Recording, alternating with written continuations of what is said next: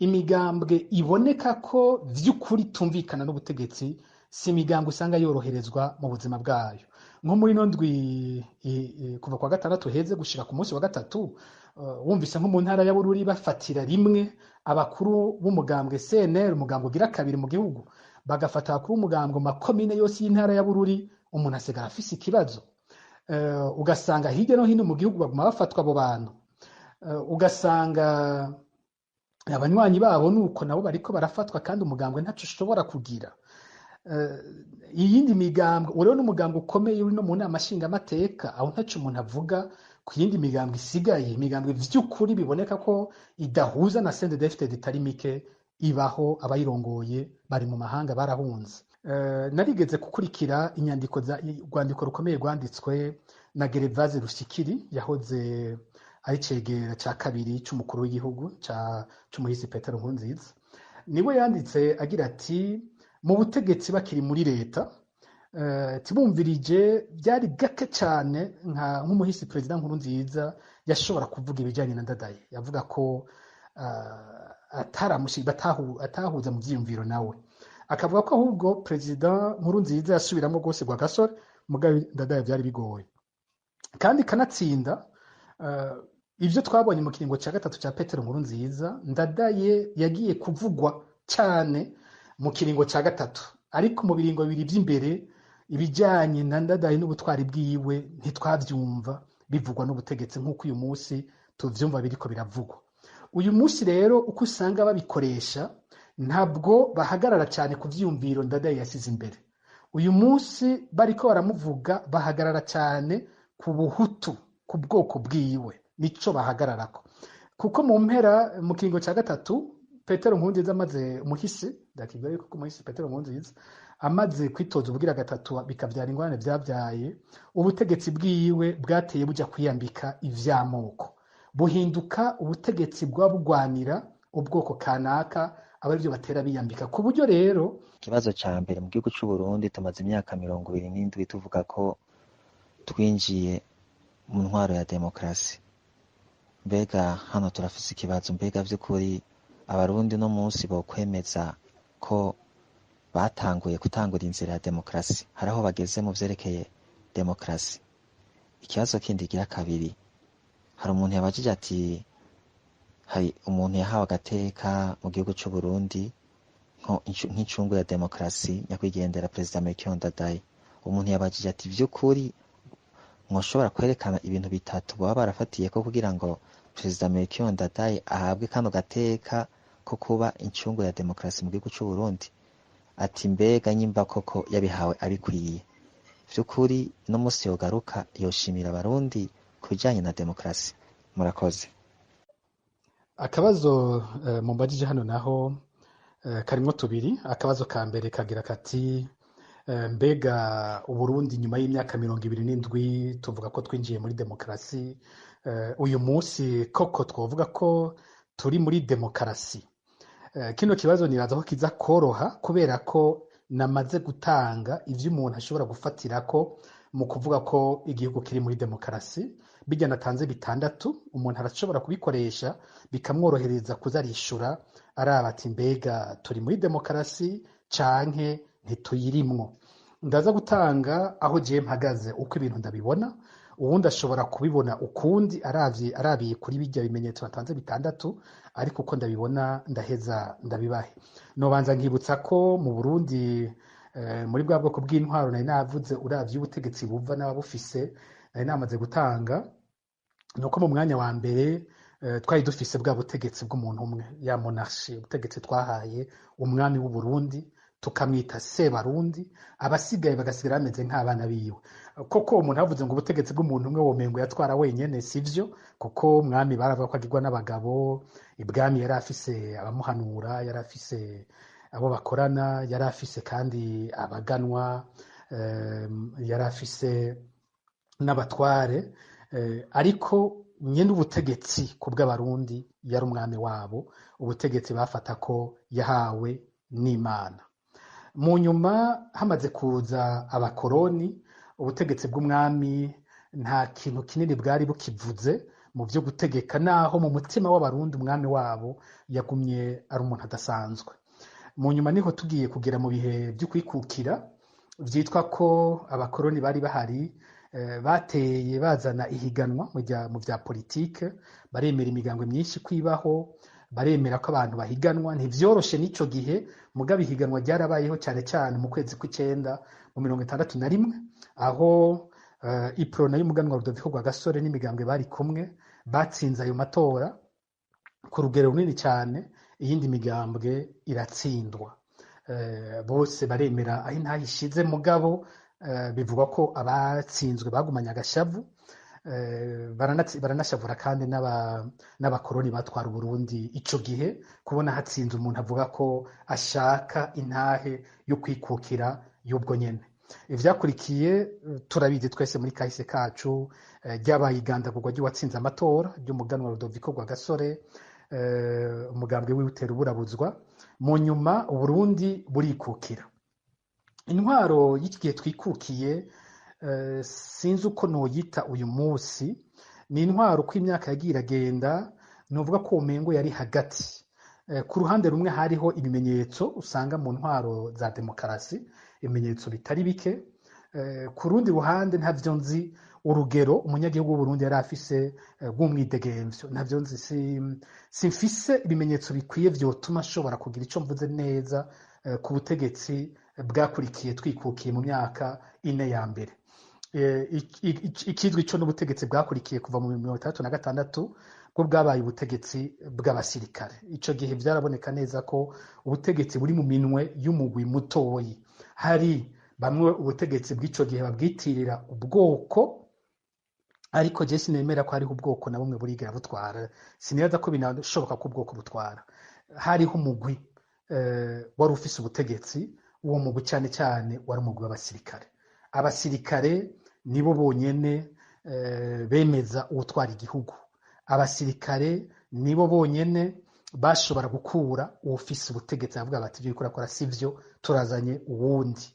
Aho nta munyagihugu wundi baja kubaza, nta basangiye ubwoko barinda guhamagara ngo ubwoko kanaka ku mitumba nimuze tuvugane tugomba dukuru umutegetsi. Byari ibintu bibera mu kagwi gatoyi k'abasirikare. Ni bimwe namye mvuga nti hariho ubutegetsi bw'umuntu umwe, ariko kandi hariho nubwo je mfata nka oligarchie, nubwo butegetsi babufiswe n'umugwi mutoyi w'abanyagihugu.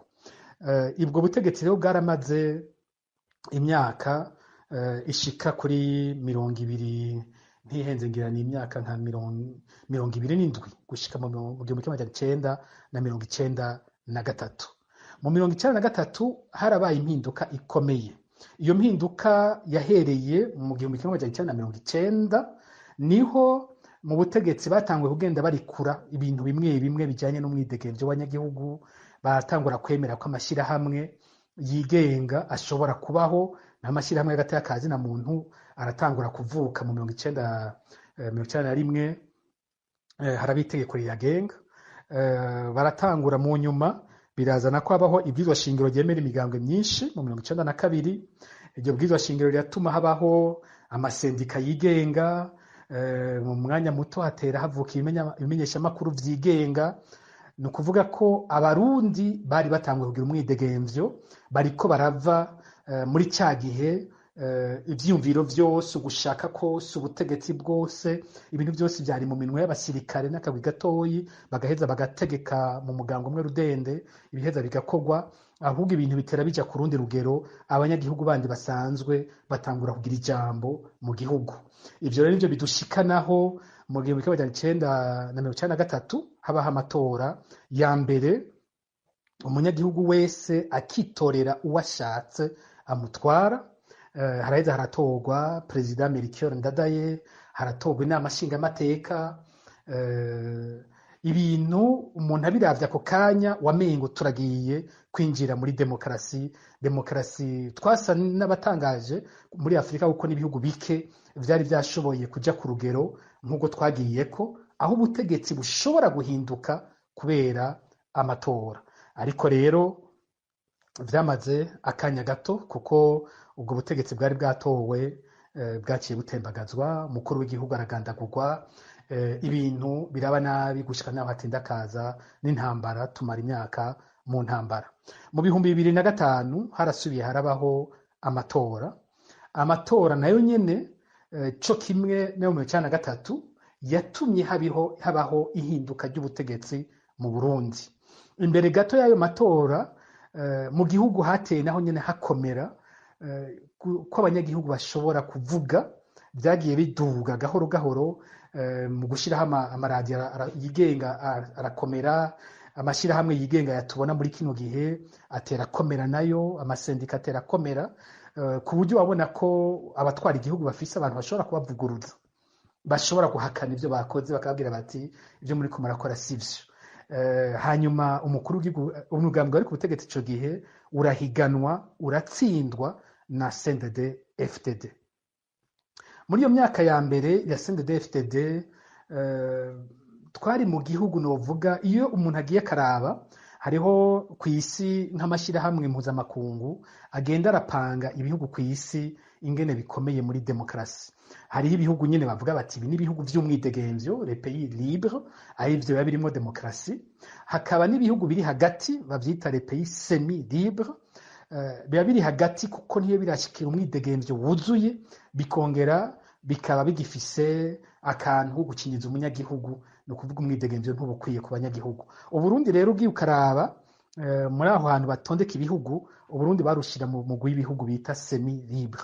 Hakaba rero n'ibihugu biba biri musi bitagiramo liberté, bitagiramo umwidegemvyo, bitagiramo demokarasi. Urumva ko ico gihe twafatwa nk'abari hagati, kuko wumvirije nk'amaradiyo mu Burundi harasohoka ivyiyumviro ari ibihugu bike cyane byo muri Afrika bishobora kuvugwamo. Amashirahamwe yigenga yaravuga, ukumva ko ashobora gusohora icyo yumvira cyose. Muri iyo myaka hagati y'ibihumbi 2005 n'ibihumbi 2015 twarashobora kuvuga ico twiyumvira mu gihugu, kandi naho iterabwoba ryaba ririho gahoro gahoro umuntu yaravuga akiyumvira ko aza gutaha amahoro ntiyicwa. Hariho kandi imigambwe ikavuga, hakaba imigambwe itandukanye mu nama nshingamateka, abantu bakavuga naho umugambwe CNDD-FDD waba ufise inguvu nyinshi kubarusha, mugabo ivyumviro bitandukanye byarashobora gusohoka. Hariho amasendika ashobora kuvuga, icagumye kigorana cyane bwabo burenganzira nko gukora imyiyerekano, ico warumva ko kigorana. Uko imyaka rero yagiye iragenda niko wabona ubutegetsi buhari butera bugerageza kugabanya uwo mwidegemvyo. Mbere guhera nk'umwaka w'ibihumbi 2012 hatera havugwa amategeko agiye kugabanya umwidegemvyo w'amashirahamwe yigenga, umwidegemvyo w'amaradiyo, itegeko rishasha ry'amaradiyo, n'umwidegemvyo ujanye n'ibyo kugira imyerekano n'amanama. Ivyo vyaraboneka ko ari ibintu ubutegetsi bwari ico gihe butipfuza ko bibandanya kuba bikomeye mu gihugu. Aho niho intango rero ijanye no guheza wa mwidegemvyo w'abarundi yari ihagaze. Hanyuma hageze ivy'ikiringo ca gatatu ca Petero Nkurunziza, ibintu bitera biyangara. Uwundi mugwi wabona wasa n'utera ubangamiye uko imyaka yahera ni ikibazo kijanye n'imigambwe. Hari imigambwe yagoranye kwemererwa nk'umugambwe MSD, umugambwe FNL. Mu nyuma haduka ibindi navyo byo kurondera gusambura iyo migambwe no kuyaka umwidegemvyo wayo. Iyo hageze amatora yabaye mu 2010, niyo novuga yatunganijwe n'ubutegetsi bwa CNDD-FDD, yitwa ko ari amatora yari akiriho mu mwanya twari tucitwa ko tugifise umwidegemvyo. Amatora yarabaye, mugabo haciye hatangura ivyuko ibivuye mu matora bitizigirwa cyane cyane n'ababa batari kumwe n'ubutegetsi. Aho niho ibintu byabonetse ko bitanguye kugenda biba nabi, imyidogo yarabaye, mugabo vyagiye kuyangara, byo byayangaye gose inyuma. Uyu munsi mbega Uburundi bwoba buri muri demokarasi? Ni ikibazo gikomeye, kuko igihugu gitwarwa n'abantu nk'uko mwabivuze bagiye mu ishamba, baragwana, barasesa amaraso yabo, bavuga ko bagwanira demokarasi yari yanyazwe mu 1993. Uyu munsi twaba turi muri demokarasi. Reka dusubire duce kuri bya bipimo bitandatu turabe ko dushobora kuvuga ko Burundi buri muri demokarasi. Icya mbere twavuze ni icumwidegemvyo w'umunyagihugu. Umunyagihugu ashobora gusohora ivyumviro vyiwe, ntiyagire uwumukurikirana kubera ivyumviro vyiwe. uwo munyagihugu akaba ashobora kandi kubisohora ari kumwe n'abandi mu kuja mu mashirahamwe yigenga uko avyumva canke agakora imyiyerekano ari kumwe n'abandi. Mbega ivyo bintu biracoroshe mu Burundi?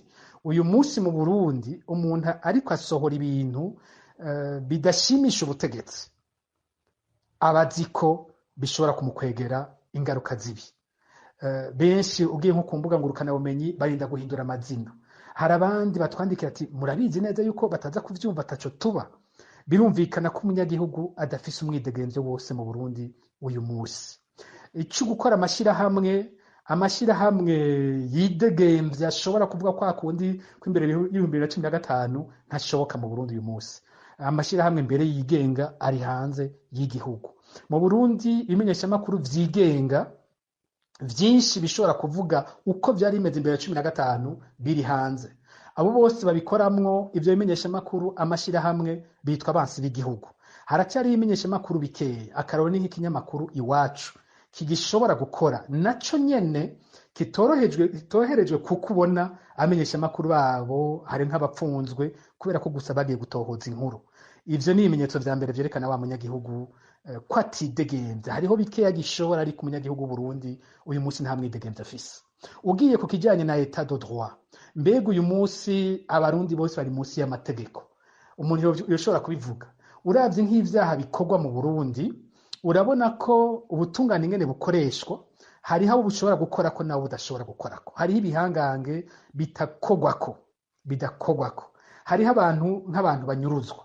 Ntibishobora kumvikana ingene umuntu mu Burundi anyuruzwa akabugwa irengero, hari inzego zizi zamufasha, ntihagire abantu bo muri izo nzego ikintu na kimwe babazwa. Akarero gatoyi gusa ntange muri kino kiganiro. Kwigenekezo rya 16 mu kwezi kwa mbere mu 2016 kumutakura kwibarabara rya mbere. Abasirikare bazwi bari barongowe na kapiteni Prudent Ntezimana bakorera ku kirindiro cy'igisirikare cyari kwibarabara rya gatatu kumutakura. Bagiye mu rugo rwabamwo umwigeme yitwa Berize Ntakarutimana saa 9 y'ijoro. Urupangu rwose bararuvyura.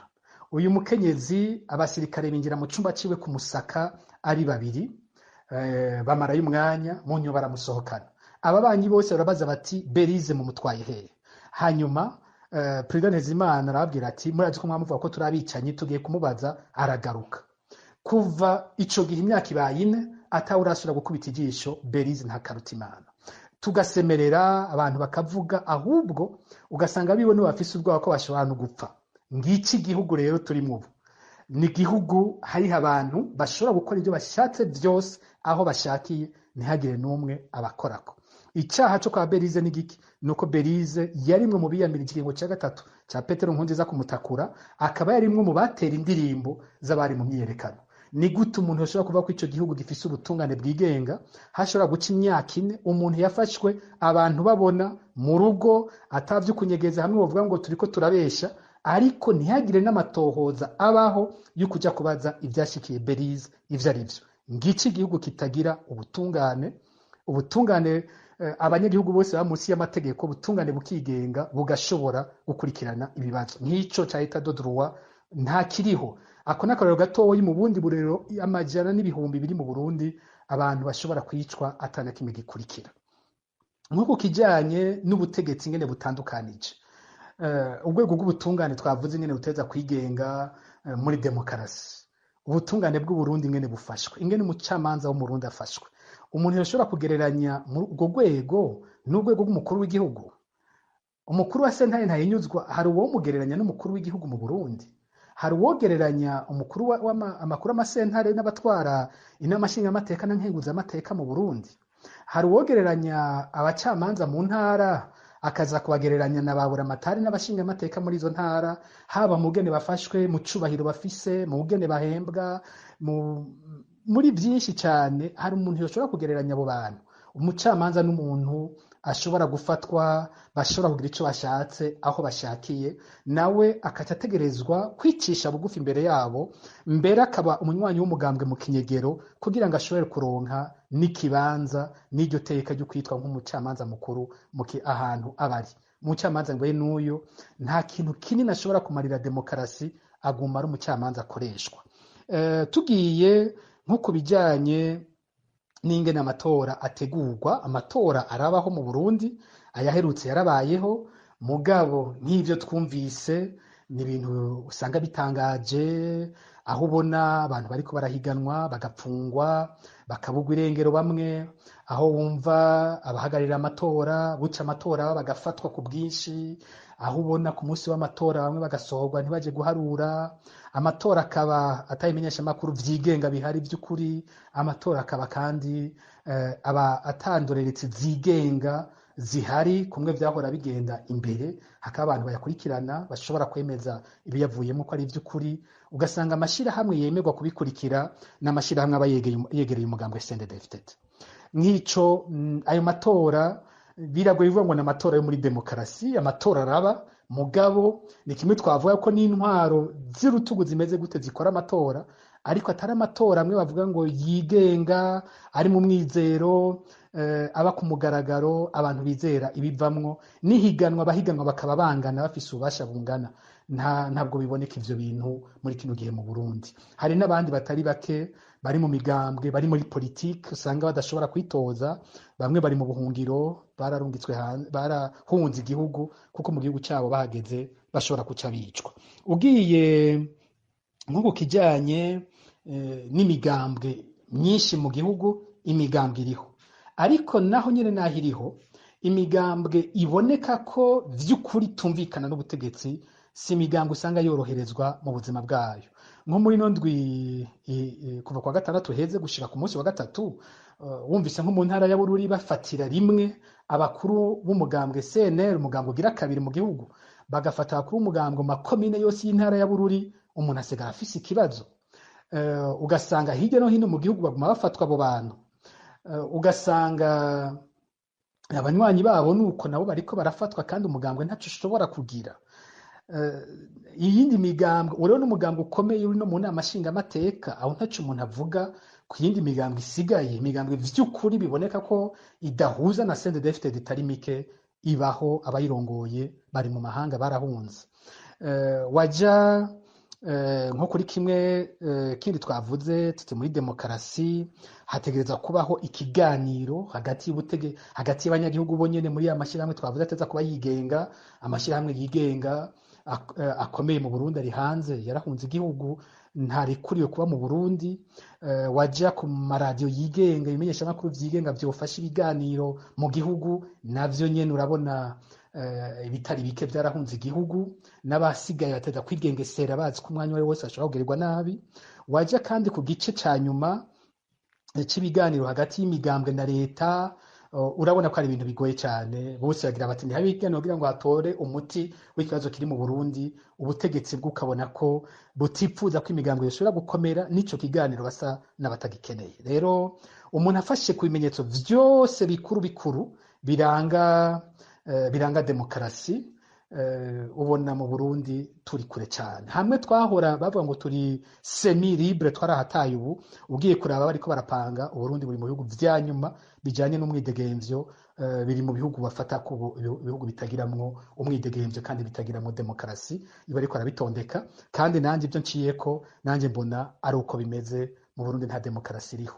Hari irindi jambo basigaye bakoresha cyane ubu muri Afrika, ico bita demokrature. Demokrature ni giki? Igihe Afrika igiye mu migambwe myinshi n'ibyo bya demokarasi, amatora, hari abategetsi bari ku butegetsi bo bagize bati ivyo ntibigoye, n'umukino turawukina, reka dushobore gushiraho imigambwe tugaba, dushireho amatora tuba tuzi ibiyavamwo, hanyuma tugume twerekana ko ivyo byose bikora nk'uko bimeze muri demokarasi, ariko atari demokarasi. Ugasanga ibimenyetso vy'inyuma vya demokarasi umenga biriho, ariko ugiye ingene demokarasi ikora mu buzima bwa misi yose ugasanga nta na gatoyi bari kure yayo. Niho rero hari abantu baciye bafatanya amajambo abiri, demokarasi na dictature, babifatanije baca bavyara iryo jambo demokrature, ku buryo ikintu c'ikiburirane ku ruhande rumwe umenga ni demokarasi, ku rundi ruhande ikaba ari dictature. Nivyo mbona turimwo mu Burundi. Agace ka kabiri k'ikibazo cari gihejeje kubazwa kaje kerekeye Perezida Melchior Ndadaye yatewe iteka ryo kwitwa incungu ya demokarasi inyuma y'igandagurwa ryiwe. yabaye umurundi agira kabiri atewe iryo teka ryo kwitwa incungu y'igihugu inyuma y'umuganwa Rudoviko Rwagasore nawe yiswe incungu yo kwikukira ku Burundi. Muti rero hari ibintu bitatu umuntu yoshobora kwerekana vyosigura ingene Melchior Ndadaye yoba ari incungu ya demokarasi. Ikibazo sinovuga naho nyine ngo ndafise inyishu itomoye ubwo nyene kuko simfise aho bahanditse itegeko ry'umunsi batora Perezida Melchior Ndadaye bakamuha iteka ryo kwitwa incungu ya demokarasi. Jewe ico noshobora kuvuga ko nico mbona ingene umuntu ashobora kwitwa incungu, ni ryari umuntu akwiye kwitwa incungu y'igihugu, hanyuma nibiki Melchior Ndadaye yakoze bijanye no kurwanira demokarasi vyoba bisigura ko yashobora kuca yitwa incungu, yagizwe incungu. Ica mbere incungu ndayumva nk'umuntu aba yakoze ikintu gihambaye gose cerekana ubutwari budasanzwe ku rwego rw'igihugu cose. Ico kintu kikaba ari ikintu kiza gihindura uko igihugu cahora kimeze, kikava mu ruhande rubi kija mu ruhande rwiza, kikaja mu vyo nokwita nk'umwijima kija mu muco. Ni gutyo hanyuma ico kintu cakozwe kikaba gifata igihugu nyene nkuko namaze kubivuga, kuko incungu umuntu yoshobora kuba incungu y'umuryango wiwe, umuntu yoshobora kuba incungu mw'ikomine gusa, canke akaba incungu mu kandi gace gatoyi k'ibintu arimwo, ariko kuba incungu y'igihugu cose nuko ivyo bintu wakoze vyoba bihindura ubuzima bwose bw'igihugu. Mu kubikora ukaba werekanye ukurinda n'ubutwari budasanzwe, intumbero ari neza gusa. Rero kuri Rwagasore sindumva ababiharira uyu munsi, sinzi ko mu gihe ciwe hari impari zoba zarabaye, mugabo igikorwa Rwagasore yakoze cahindura amateka y'u Burundi, atuvana mu bukoroni akatwinjiza mu gihugu cigenga. Rwagasore yari yagwanye bidasanzwe kuko yagwana n'ubutegetsi bw'ico gihe butipfuza na gatoyi ko Burundi bwikukira, butipfuza kandi ko aronka intsinzi yiwe, akabikora hari incuro nyinshi yahatswe kugandagurwa bigasaba ukurinda kudasanzwe. Ico atumbereye kikaba ari neza y'abarundi bose. Rero ivyo bintu vyose umuntu abifatanije birasigura impamvu nk'umuganwa Rudoviko Rwagasore yiswe incungu y'igihugu mu kuturonderera ukwikukira, naho mu kubikora hariho abandi benshi baba babifatanije. Ugiye mu buzima bwa Perezida Melchior Ndadaye nawe nyene ku kijanye n'uko ico yakoze ari ikintu gifata ubuzima bwose bw'igihugu, naho nyene nta wokideha. Uravye urugamba yakoze rwo kurwanira demokarasi, ico rwari ruzanye rwahindura amateka y'u Burundi y'imbere, intwaro za gisirikare yagwanya, akagira ati tuje mu yandi mateka aho umunyagihugu ari wagira ijambo mu gutora abamutwara kari wabitorera, kandi twinjire mu gihugu cubaha agateka kazina muntu. N'ibindi byinshi yavuze, nk'iyo umuntu yumvirije ijambo ryiwe munsi yimikwa, murazi ko ari ijambo ryibukwa nkuko irya Rwagasore nyene ryibukwa, amajambo usanga harimwo ibintu byinshi bikomeye yagiye aravuga kandi bidata igihe. Ugiye ko yoba nawe yakoze ibintu vy'ubutwari birimwo ukurinda kudasanzwe, naho nyene ntawo kideha. Urugamba rwiwe ntirwari rworoshe nawe, uravye imyaka bavuga yanabihereye ko yari akiri muto, agifite imyaka 20, ari mu bashinga imigambwe, bari mu buhungiro, ingene wagira ati twebwe intumbero dufise ntabwo ariyo gufata ibigwanisho ngo dusese amaraso, reka tuje mu ntumbero yuko igihugu tugikiza tubanje gufatana n'abandi bashaka impinduka mu gihugu, ibintu tubihindure neza ku neza y'abarundi bose. Ingene kandi iyo wumvirije kuva imbere yasize imbere iby'agateka kazina muntu guhera mu myaka ya za 80 yakoze ikinyamakuru kiguma gikurikirana iby'agateka kazina muntu mu gihugu. Uravye ukubahuka yari afise mu manama, akavuga ibintu vyashobora kumuhitana, umugambwe akawigisha mu kinyegero, mu nyuma agatangura kuvugira habona, gushika rero aho yubahuka akaja mu bashinga rigiteka, akaja gushinga umugambwe wiwe mu myaka ya kiriya gihe. Nimba uyu munsi tubona ingene bigoye gukora politike iruhande y'abasirikare ba CNDD-FDD, umuntu batamwemerera kugira umwidegemvyo, umuntu arashobora gutahura ingene n'ico gihe ibintu bishobora kuba bitari vyoroshe gukora umugambwe. Hanyuma umuntu yumvirije ibivugwa vy'ivyo yaragerageje imbere y'uko tuja mu matora, agira ati habeho ubutegetsi busangiwe n'abari bafise ubutegetsi ico gihe n'abiwe, ati imbere y'uko binjira nyene mu butegetsi umugambwe umwe ushobora gutsinda wonyene, kuko yabona ko ibintu binyarutse nk'uko vyabaye ko vyashobora kuca bivyara intambara, hakaba bamwe batemera gutsindwa n'abandi batsinze nabo bashobora kongera kunyarutsa ibintu vyinshi ku buryo igihugu kica kija mu kaga. Jewe ivyo bintu vyose ndabiteranije, mpora numva bariko baravuga ijambo yavuze mu gihe ngo baba bari babandiye gukora leta y'ifata kibanza, ko yagize ati umunsi umwe twatumiye uwitwa Jean Marie Ngendahayo muri Focode, niwe yatubwiye ati yagize ngo quand l'on veut tirer il faut boire, ati nta kundi reka amatora tuyajemwo, ariko bose iyo ndabumvirije bavuga bati twagiye tubizi ko ibizokurikira bitazoroha, ati nawe nyene yari yiteze ko ashobora kwicwa. Rero ivyo bintu vyose ubikurikiranye ukabiraba, ku bwanje kwitwa incungu ya demokarasi arabikwiriye. Yaragwanye, yarerekanye ubutwari, arerekana ukurinda kudasanzwe, akora ikintu gihindura amateka y'igihugu kandi kiyavana muri kibi, kirondera kudushira muri demokarasi nyene muri ciza, naho ivyakurikiye vyo bitahavuye vyoroha. Rero iyo ndiko ndavuga ku bijyanye na Melchior Ndadaye, ndazi ko hariho imigwi myinshi y'abarundi tudahuza kuri ico kibazo, ndabivuga ndabizi, kuko hari nk'uruhande bamwe nko mu bwoko bw'abahutu bagira bati ni ukwigirisha, se ndiko ndavyemera ivyo ndiko ndavuga, hakaba ku ruhande rw'abatutsi bamwe bagira bati sivyo, Melchior Ndadaye ntabwo ari incungu baravye ivyaciye bikurikira amaze gupfa.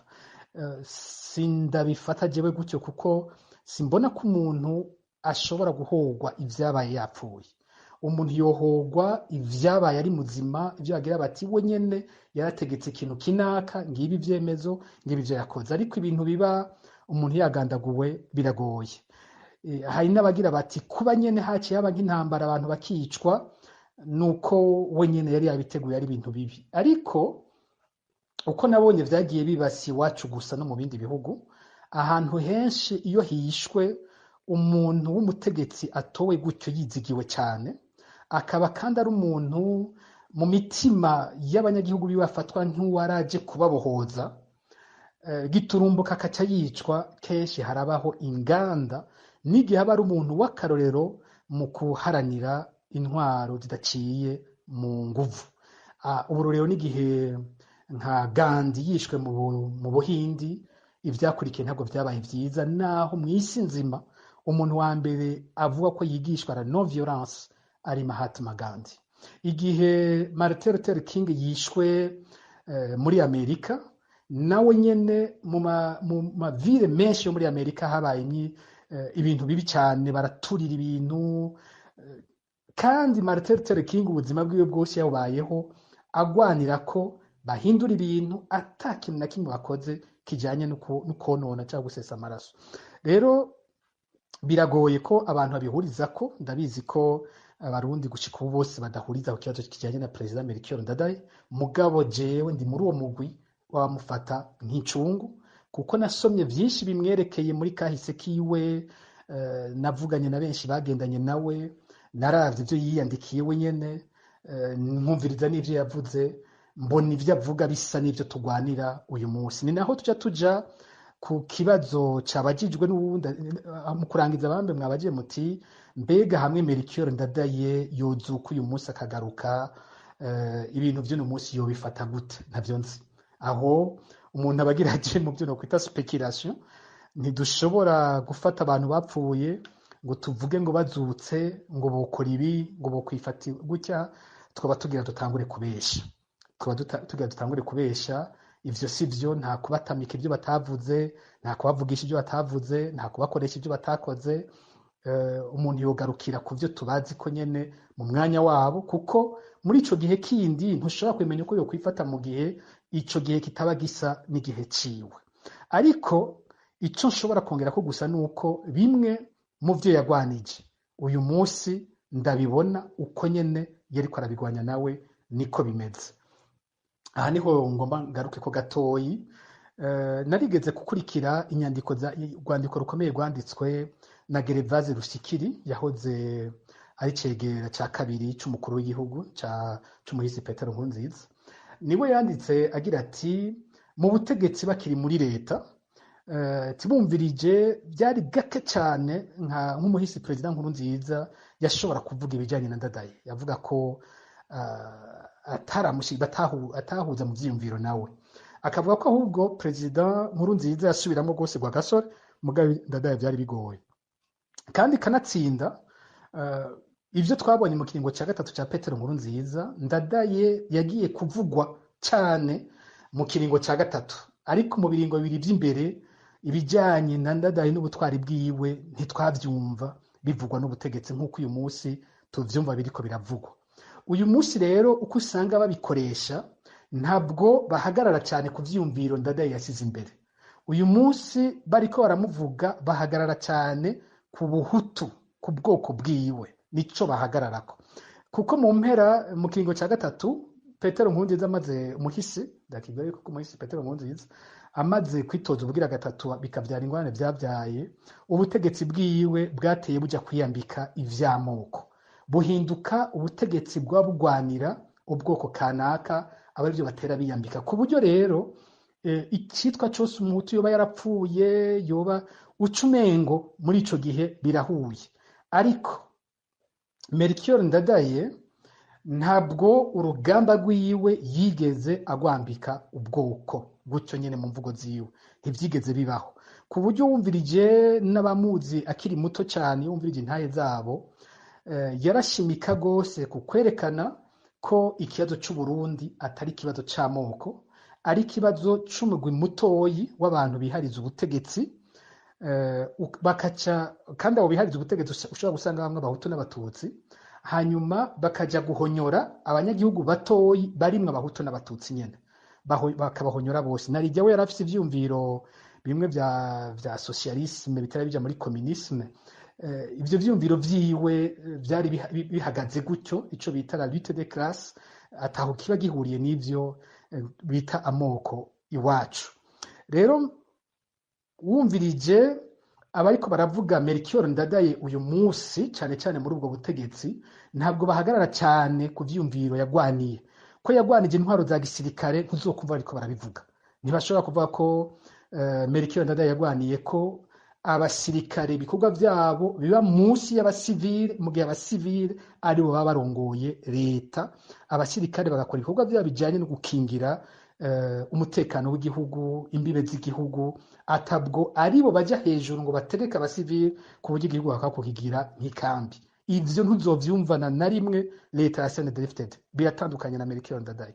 Ntushobora kumva bobo bagwanira umwidegemvyo w'imigambwe yose, ngo bavuga bati imigambwe yose irangana, ifise umwidegemvyo ungana, abatavuga rumwe n'ubutegetsi nta numwe ajejwe kubapfungira ubusa, bategerezwa kuri umwidegemvyo wabo wose. Ivyo ntuzobumvana mu kanwa kabo, bazokoma ariko baratubwira CNDD-FDD yonyene, abandi bakitwa abansi b'igihugu. Ntuzobumva ariko bavuga ibijanye n'umwidegemvyo wundi, umwidegemvyo w'amaradiyo, wamenyesha makuru, kugwanira umwidegemvyo w'amashirahamwe yigenga. Ivyo ntuzovyumva na CNDD-FDD, kandi ari byo Melchior Ndadaye yariko aragwanira. Melchior Ndadaye yashinze Rigiteka, CNDD-FDD ija gufuta Rigiteka. Murumva ko ataho bihuriye, ntaho bihuriye ivyo bintu bibiri. Rero ku bwanje ubutegetsi buhari uyu munsi buratandukanye gose n'ivyo Melchior Ndadaye yari yaragwaniye, kandi ingene bwigenza, inyifato bufise, ibintu vyinshi, n'ubutegetsi buhindura ubwoko kumbure bw'abafise kakagwe gafise ubutegetsi k'abagenerale, hahinduka ubwoko bwabo, ni ariko ingene bumva ivy'igihugu bikwiye kwizizigwa n'abantu bakeyi ntabwo bitandukanye cyane n'ingene n'abandi bashobora kwiyumvira ko ijambo riva mu gisirikare kandi ivy'igihugu bikizizigwa n'akagwi gatoyi k'abategetsi. Rero muri ico gihe nibaza ko izo ntumbero zitandukanye na demokarasi Perezida Melchior Ndadaye yagwaniye. Mu kurangiza rero ndabisubiremwo, je ndamufata nk'incungu ya demokarasi kuri ico kibazo nuko je ndavyumva.